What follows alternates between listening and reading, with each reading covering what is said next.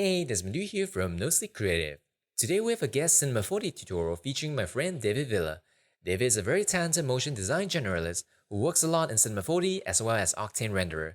Today he'll be teaching us how to track a 3D model onto moving footage using Cinema 4D and After Effects. And with that, let's get on with the tutorial. What's up, guys? How's it going? Big thanks to Desmond Du and NoSleepCreative for having me on their channel. Really excited to do a collaboration with them. A little bit about myself. My name is David Villa, and I am a designer and animator based in Atlanta, Georgia. I currently work full-time at WarnerMedia Studios. I am a 3D generalist, and I also do VFX, compositing. I do a bit of illustrative work as well. Some of my clientele includes Nickelodeon, Adult Swim Games, NBA on TNT, True TV, Bleacher Report, and some others. I'm excited to talk to you guys today about the motion tracker in Cinema 4D and how it's a great tool as an alternative to using Mocha or the After Effects native motion tracker tool. I think it's very powerful. So I'm going to show you guys what we'll be using. So this is the stock footage that I'm using to do the track. We will be tracking a 3D car model right in between these two pillars here. This is a clip I just grabbed that was stock footage. And this is our final product here. Car tracked in there, a little bit of color correction, making sure our track is stable, no jittering, no jumping around. But yeah, some of the stuff we'll cover is footage requirements, how to optimize our footage so that Cinema 4D can read it and use it without any problems or issues. Getting acquainted with the motion tracking interface in Cinema 4D, which is super helpful, and I think it's a powerful tool, honestly. And also, we will do some compositing in After Effects, not a lot, but enough to get going. We'll do some color correction and making sure that our car looks believable and looks like it's naturally in that environment. The hardware I'm using is Cinema 4D R20. I'm using Octane Render, but you can use any render of choice that you want with the same principles to apply. And I'm using After Effects CC 2019 for this. It's going to be a lot of fun, so let's jump right in. Alright guys, so the first thing I want to talk about is footage requirements. There are certain tips and tricks you can use to our advantage, and there's also things we can be cautious about and avoid. First of those is we want to have footage that's well lit with decent exposure. You want to avoid overexposed footage with clipping brights and underexposed footage that's too dark where we can't see any detail. The lighting and the clarity of the footage is definitely key and helps to create a more successful track. Next, we want to avoid footage with fast camera moves and camera shakes. It's okay to have subtle movement, but having quick moves creates motion blur, and this blurs the contrast and fades our detail that are used by the camera tracker in order to calculate. Same goes for depth of field. If we've got the background and it's blurry, that makes it harder to compute. Next, we want to avoid reflections in our footage. This can include bodies of water, puddles, windows, or any type of reflective materials. We should try and avoid these. It confuses the tracker in terms of objects moving relative to the camera. Next, we want to avoid objects that move across the camera. If you look at my footage here, we have slight movement. We've got this guy on his bike, we've got these cars, and the cars move, but it's very minimal. I will be showing you guys how we can create a mask across certain sections of our footage and exclude the tracker information so that we're not tracking any of these moving parts that can confuse the tracker. Next, we want to make sure that there's parallax. Parallax is imperative in order for the tracker to calculate the speed at which objects move, and this helps to create distance from those objects to our camera. So if we look at our footage here, for example, we've got our big arch, and then we have two smaller ones here, and the tracker is basically looking at the speed at which this moves in contrast to other objects in the scene, and this helps to calculate the distance from those objects to our camera. This will be very helpful. And alright, I think we can go ahead and move on to tracking in Cinema 4D. Okay, so now that we have Cinema 4D open, I want to show you guys the motion tracker user interface layout. So if you go over here to layout, click here, we can go to motion tracker. You click that. So this user interface is catered to motion tracking, and it's great. We've got a couple buttons down here that we'll use. We'll go over some of these later on. But the one we're going to use first is motion tracker. So let's click that, and that creates our motion tracker object. And we get these panels over here, which are extremely helpful. This is our motion tracker view. If we want to click on a specific point, we can view it zoomed in over here. And down here, we've got more options. We're only going to be using automatic tracking for this session. There is a way to do manual tracking as well, but we're going to stick to automatic tracking. And the first thing we want to do is go over to footage and import our footage. So something I want to suggest for you guys to do is to go ahead and convert your footage to an image sequence. I did that in Premiere beforehand, and I've just noticed that Cinema 4D performs better when you use an image sequence as opposed to an MP4. So now we can go ahead and import it. I'll go over here to footage, click here.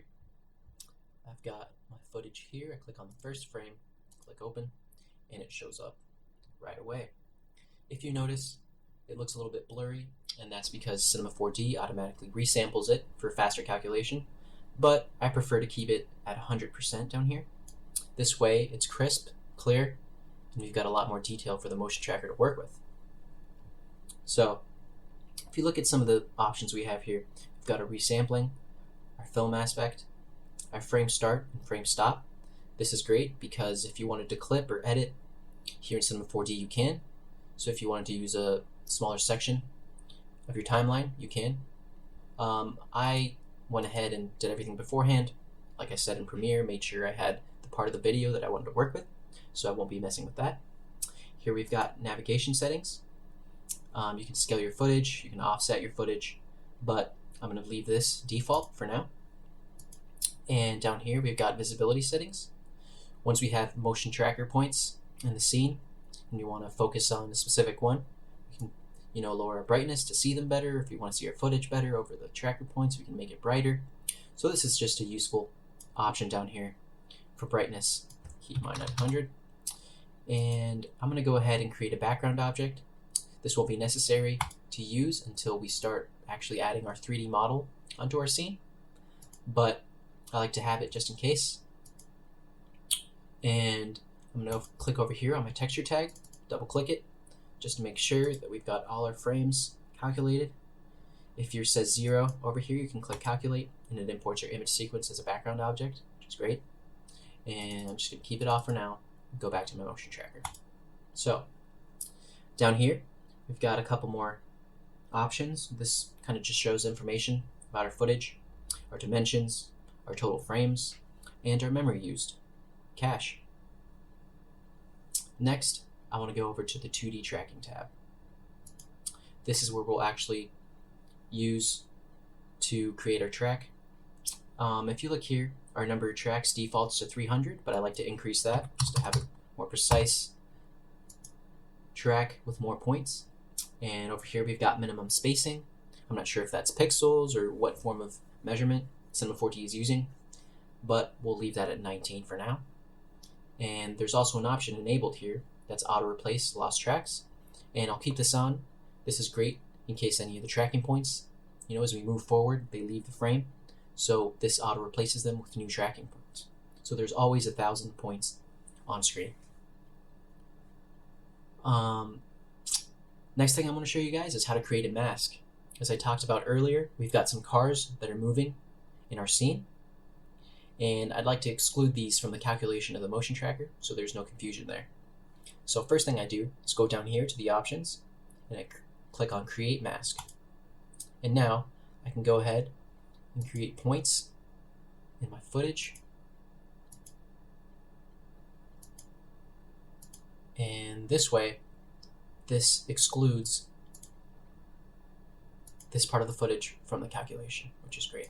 So I went ahead, clicked on my move tool. If you need to adjust your points, you can go ahead and do so. What's great about this is that when you adjust a point, it goes ahead and creates a keyframe for you. So it's automatically updating. I'm gonna scroll over down here just to make sure that all our cars are still in frame. Just making sure this is nice and tight. This point over here.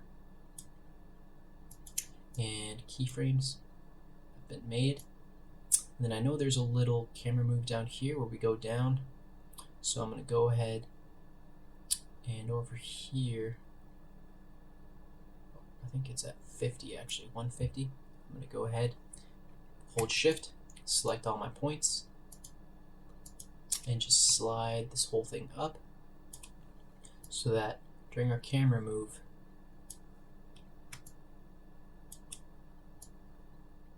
our mask is still over our moving objects.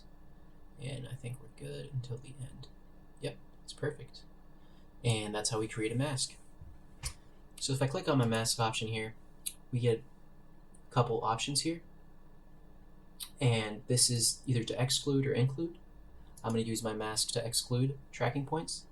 And then we can also have an activation option here. And you can select from what frame to what frame this mask is working. But for mine, I'm going to keep it active throughout. I'm going to click back on my motion tracker object. And now we can go to our 2D tracking tab and take a look at some of the options we have here. So I showed you guys that I increased my number of tracks just to make sure we have more tracking points to calculate with, create a more solid track.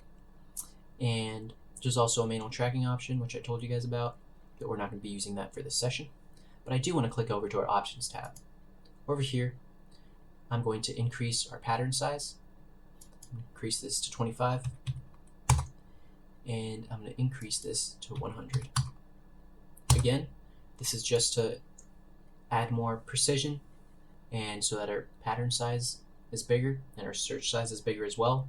So there's more details to calculate with for a more solid track. I'm not going to mess with any of this. Let's go back to automatic tracking. Okay, so when it comes to actually creating our auto track, I like to go to this middle of our footage, middle of our sequence. This way, when I create my auto tracks, it does it in a part of the sequence where the objects that are in frame will remain in frame relatively. So for example, if I scroll to the beginning, there would be tracking points that are created over here near these edges, but as we move forward, these points get lost. So I just like to start at 120 to make sure that the points we're using, for the most part, stay on throughout. And as you can see, there's no tracking points in our mask, which is great. Okay, so now we can go over here, and I'm going to click on Auto Track. This is bi-directional, so you can go ahead and click here, and it creates a track, calculates all of them, 240 frames. Real briefly, I want to go down here, this filter tracks option. This minimum length for the frames is the amount of length that the tracking points are kept. So right now these are 15 frames, which is the minimum length of these tracking points that stay on. I'm going to keep it at default, but you can increase if you want. And let's go ahead and click Auto Track.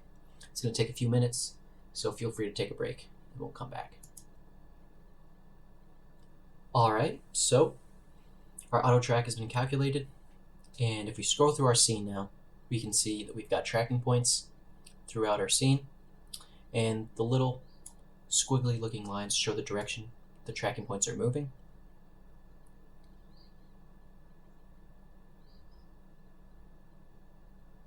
So yeah, this is great.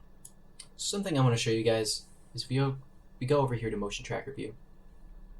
We have an option to view our Motion Tracker Graph View, and if we click this, we can get a visual representation of all our tracking points. We can see where they start and where they end, and if we click Frame All, I can go ahead and look at all of my points. We can see that we have a significant amount that stay on throughout, and then we have some that are only visible in the beginning, then go off screen, and then some that are lasting towards the end up here. But yeah, if we look at the colors, green are more solid tracks, more accurate tracks that are working, and then the ones that are more red are ones that aren't as successful. If you want to go ahead and go in here and delete the ones that don't work, you could do that. Select that, delete. But in my case, we have enough green tracker points that are working to continue working and not have any issues. So, just an option. Now what we can do is go to our 3D Solve tab over here, click that, and we're going to create a 3D reconstruction.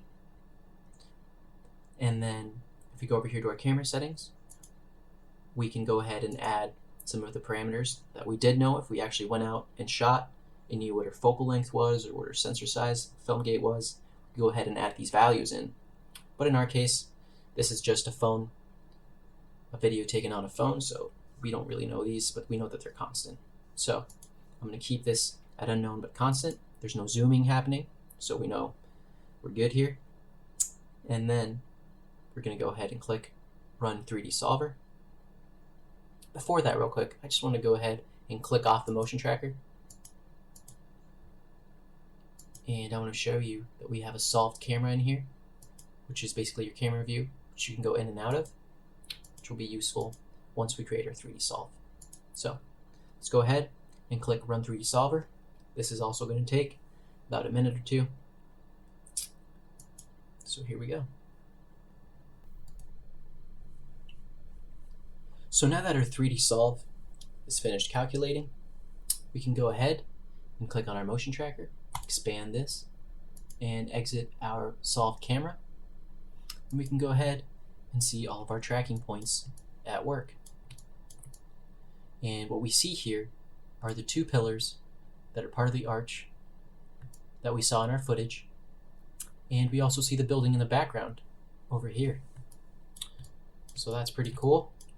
We can kind of start getting a visualization of our footage in 3D space. Here's our floor plane. And yeah, if we scroll through, we can see that our camera is actually moving towards the pillars, like in the footage, which is really cool. And we get a sense of the distance between objects in the scene, these pillars, for example, and then the building in the background. We can also go to our quad view here, and we can see everything from the top, as well as the side over here, and the front as well. I'm going to go back to my perspective view. I'm going to go back to my camera. And if we scroll through here, we can actually see the points on our footage. And if you notice, the larger they are, the closer they are to your camera. And the farther away they are, the smaller they are. But as we can see, don't see a lot of jittering or any shake. And I think this is working. And we can go ahead and move forward. But yeah, pretty cool. Alright, so I'm going to go back to my motion tracker. I'm going to click here. And the next thing I want to do is I'm going to create a planar constraint, which is in this option right here. Click here. And then we're going to go down to planar constraint. So this is cool because we can select some of our tracking points and it'll create a plane that's oriented in 3D space according to our camera move. And we can use it, for example, as a floor plane for when I add a 3D object into the scene. So it's extremely helpful. So I clicked on this, went to planar constraint, it added a tag up here, and I'm going to go ahead and click on a point, click on another point, and then click this last point, and it created a polygon. And now if we go over here, we can see our axis, and we can see our points here that we chose. We can go ahead and click Create Plane. Now we go up here, click our plane, and there it is. So, with that selected, I'm going to go to our Move tool and click Object Mode. And now I'm going to click R on our keyboard. That way I can rotate it. Let's do it again, and there we go. And now if I try moving it, as you can see, it moves in Z space accurately. And I'm going to go ahead and expand this, make this bigger, and I'm going to go ahead and make a kind of a floor here, which is where we want to place our 3D model in a bit. Alright, so yeah, that's looking good. If we scroll through here, looks like our plane is placed accurately in the scene. Looks like it's working. Great. So something really cool that I want to show you guys, which is completely optional, but I think it really helps me to visualize stuff, especially when I'm adding a 3D object into the scene, is doing a 3D reconstruction of a point cloud. And this is useful because it creates the footage and it projects it onto a 3D mesh. This helps to better see the distance from the camera, the movement, and to be able to visually understand spacing, distance, once we're adding our 3D object. So, back to our motion tracker, I'm going to go down here to reconstruction. There's a preset option, and I'm going to go to high quality, click that.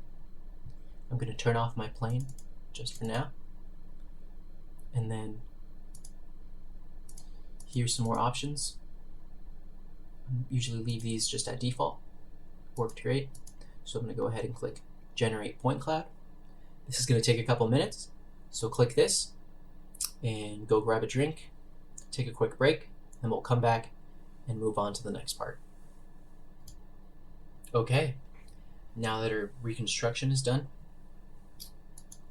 as you notice, we see a mesh here, our point cloud, and we can go ahead and get out of our solved camera, and we can see it. It's created point cloud with our footage, made a mesh, and I think this is extremely helpful, especially when we add our car. We can get a sense of scale, and I want to place my car in between these two pillars here, and now we have a more visual representation of the environment, and it'll be a lot easier to add the car in. So let's do that. So I'm going to go ahead and click here, and I'm going to go ahead and open up my car project. So here it is, textured and ready. So I'm going to go ahead and click Control C, hit V on the keyboard to get this option. Then I'm going to go back to my project, click here, and I'm going to paste it in there. I'll click yes for this.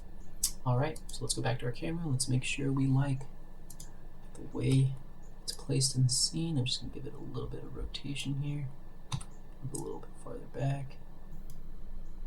Kind of like that angle, similar to our final footage that I showed you guys. And that's pretty cool. So let's go ahead and see how it's doing here. Yeah, I think that looks pretty good. I don't see it shaking or jittering or moving. I think I do want to make the scale just a tiny bit bigger. Just make it 0.5.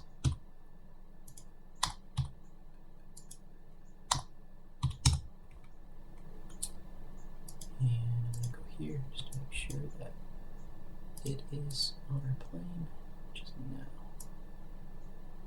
Something like that. Cool. Alright, so now I think we're ready to start adding shadows and lighting to the car so that it looks believable. I'm going to turn on my background here, and I'm going to go to my startup layout, which is cool. Let's go to camera here. Awesome. Alright, so first thing I want to do is create a Octane material. I'm going to create a diffuse material here, which I'm going to use on my plane. I'm going to click this, go here, and I'm going to go to this comment option and click shadow catcher, which is cool. Basically creates a texture that catches the shadows from the vehicle. go ahead and make this plane extend all the way out like that. So that's our floor right there. And I'm going to go ahead to my settings here, and I'm going to go to path tracing, make this 600 samples, and I'm going to change these to 10. Go down to my GI clamp, make that 1, and I'm going to scroll down, make this alpha channel, and I'm going to check off keep environment. Cool. So there it is. Car's in the scene. Got our floor plan. Gonna just move this slightly left. There we go. Next thing I'm gonna do is go to objects, and I'm gonna add a daylight. There it is. And I'm going to rotate it. Extend this just a little bit. And I'm gonna hop off on my camera so we can actually find the daylight and move it so we can see it. There we go. Back to our camera. Do this. There it is. And now if I click R, I can rotate the daylight. I'm gonna put it down. I can kind of face my car a bit. Light it straight down like that. And that's already looking pretty good. It's already looking pretty good. Cool. So if we scroll through here, we can see that our car is placed in the scene. Go ahead and extend this like so. But yeah, if we scroll through, we can see our car looks to be placed in the scene accurately. Cool. So just some lighting things I want to go ahead and take care of. For my ground, I'm just going to go ahead so that it reflects a lighter color around. I'm going to change this power to 0.6. Next thing I'm going to do is make the sun size a little bigger to kind of make my shadows just a little bit softer. You can see that right there. And lastly, I'm going to go ahead and I'm going to add an HDRI. This will really sell it. So for HDRIs, you guys can look online for one, or I like to go to a website called hdrihaven.com, and it's a great resource and has a ton of 16K, 8K, 4K, whatever you need HDRIs in there. So what I did was go in there and find one that had similar buildings and similar lighting, and I'm going to go ahead and import that. So I'm going to go to here. Let's go back to projects. Here it is, graphics. And this is the HDR that I used. Click open. Put no. Next, I'm going to click here. And I'm going to make this linear. Cool. So now, when we re-render this, if I go here to my daylight and do make sky texture, here we go. Now we're getting some more accurate reflections. It's looking pretty good. Looks a lot better. And it looks like it's actually in the scene, which is cool. So I think that looks pretty great. We can see that it's tracked onto our scene. I know it looks like it's kind of wiggling a little bit, but it's just the preview. If you look at our actual viewport here, we can see that it's being tracked in space just fine. So yeah, that sounds good. Next thing I'm going to do is I'm going to go ahead and go to my render settings here.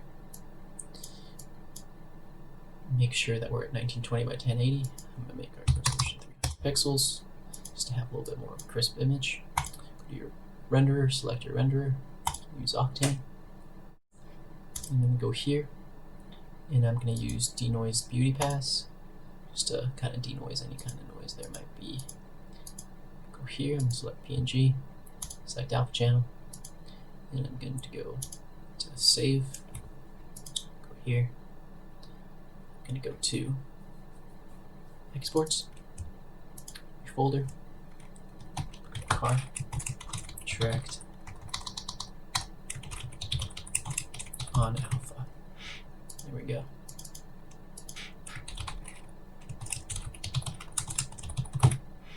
Cool.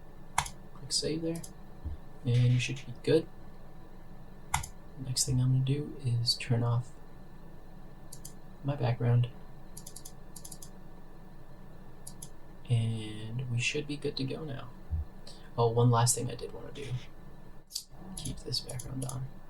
I just want to add a little bit more detail here. So I'm going to go to our camera, and I'm going to add a camera tag on this.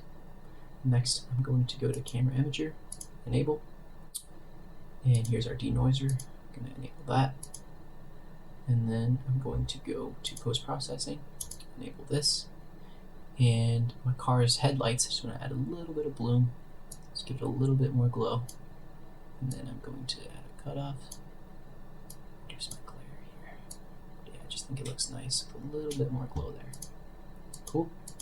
So we should be good now. I'm going to turn off my background, and we can go ahead and click here, output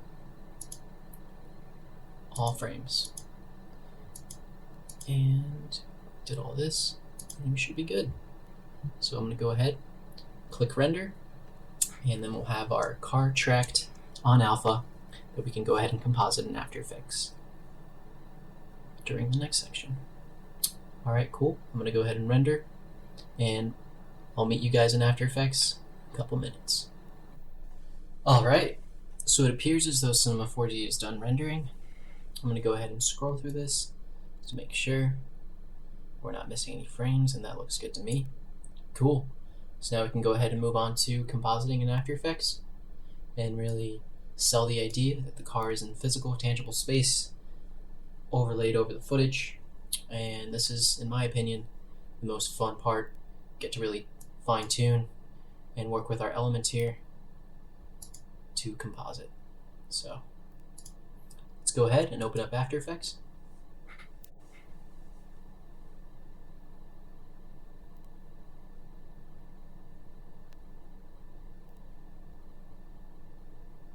Cool, and there we go. I'm going to go ahead and create a new project. First thing I'm going to do is import my car render. So let's go to exports, contract alpha, like this, sequence, there we go. And then next, I'm going to go to exports, footage actually. And I think I'm going to actually use the JPEG sequence that we imported as Cinema 4D. I just want to make sure that it lines up perfectly. There's no frame rate or anything. So I'm going to go ahead and import that sequence.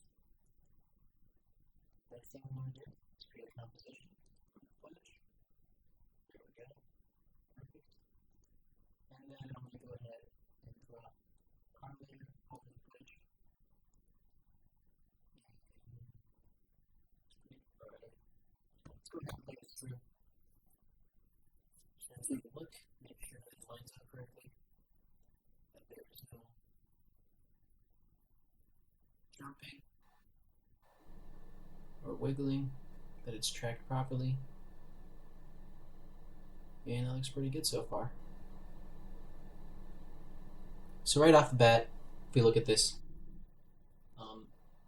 the car, in contrast to our footage, looks like it's got a lot more contrast and brightness and darks, and our background footage looks very neutral in color. So what we want to do first is go ahead, and I like to neutralize the car first. What we're going to do is we're going to steal some of the lights and the darks from the background scene, and then apply those to the car so that the footage and the exported car blend together more seamlessly. And then after that, we can add a layer on top of those two, which will actually marry them together, and we can color correct over both at once. So first things first, I'm going to click on my car, and I'm going to go ahead over to my effects panel, and type in tint, and I'm going to use sapphire tint. Click that, and here we are. So when I'm doing this, I like to zoom in so we can really see both the car and the background. And what we're going to do is steal some of the lights and darks from the background. So first off, let's go to our lights. And if we look at the background, we try to find the lightest part of our image, the closest to white, which would either be this white over here. We could use this moped over here, or we could use this car, this Mercedes back here. I think I'm going to go ahead and use this car back here, and you can tell off the bat it already kind of darkens it a little bit. So now let's go ahead and grab our darks, grab that, and if you look at our scene, we can see some of the lightest parts are in the shadows. They're up here, maybe up here in this building. Some of these windows as well look pretty well. And then some of these background elements, like the silhouetted trees and stuff that can come up as well. Maybe some of the shadow up here too. I think I'm going to go ahead and use this window over here. It's pretty dark. I'm going to have it there. And as you can see, you can already see that the car is a lot more neutral. And you can get some of the actual color in the background. Works pretty well. Next thing I want to do is add an adjustment line. So I'm going to go to adjustment line. And we're going to make this slow correction.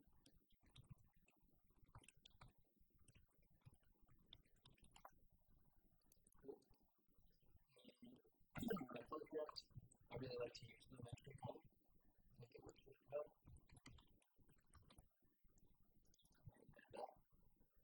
Cool. So if you go up here to our tab, the first one is basic colors. You click here, and there's an option to import light.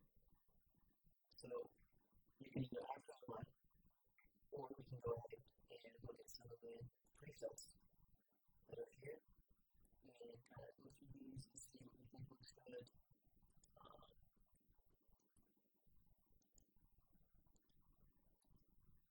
That's not bad. Not bad either. But yeah, let's go ahead and use the universal PCI. Go ahead and click that. Looks pretty good. And then go into Creative down here. Click that. And then there's a ton of options here. We can add a look. We can lower our intensity of that look. We can add adjustments, fade it, sharpen it, and more vibrance, saturation to the color. And we can also play with the saturation as well. And then we can actually get in here and fine-tune the shadows and highlights if you so wanted. We also have curves option. We can also play with the colors, shadows, midtones, highlights. This is great as well. You can really get in there, fine-tune if you want. HSL and vignetting, but we're going to go ahead and just stick with our LUT and use the Creative tab for a look that really kind of marries both of these elements together. So let's go into here. Sorry about that, but I'm going to go ahead and use some of the presets here. We can scroll through these, see what we have. This looks horrible. This looks pretty bad. Here's some monochrome. I think for the sake of this tutorial, I am going to go with a SL Clean Fuji B Soft. I think this looks pretty good. Looks realistic. And I think that looks pretty good.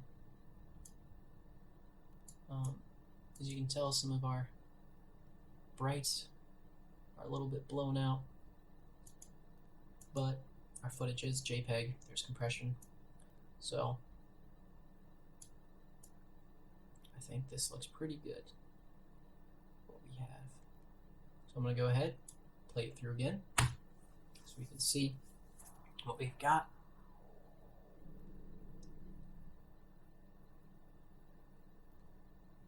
Yeah, I think this looks pretty good.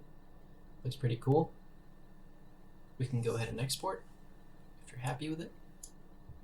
Go here, composition, add to render queue, down to our settings, go to lossless. I'm going to export this. Let's just do a QuickTime. Apple ProRes 422 HQ is fine. Click OK.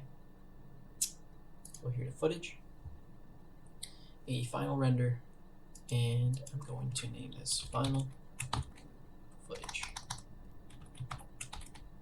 Cool. And now I'm going to go ahead and click render.